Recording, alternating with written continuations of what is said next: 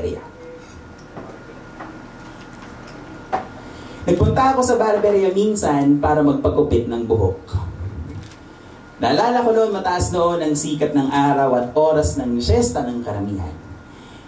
Tila maraming mga customer ang nakapila at tila sanay sa mahabang ritual ng paghihintay.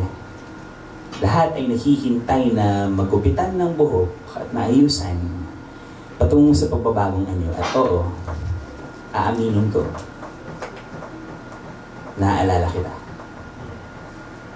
Nasa bingit ng paghihintay, hetong napagtanto. Na parang pagpapatabas ng buhok ang pagwaglit sa mga alaala ng pagkawasak buhat sa nakaraan.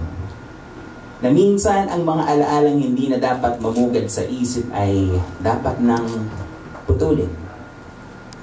Putulin para mas makausad. Natagpasin ang sakit, ang kirot, ang galit at puot patungo sa pagbabagong anyo. Patungo sa bagong ikaw.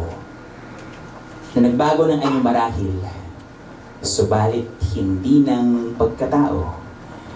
Na mulat sa pool ay dapat ay marunong maghintay ng tamang pagkakataon. Na piliing tumindig at mahalin ang mga bagay ay hindi kailanman kayang tagpasin ng gunting o ng kahit anumang patalim. So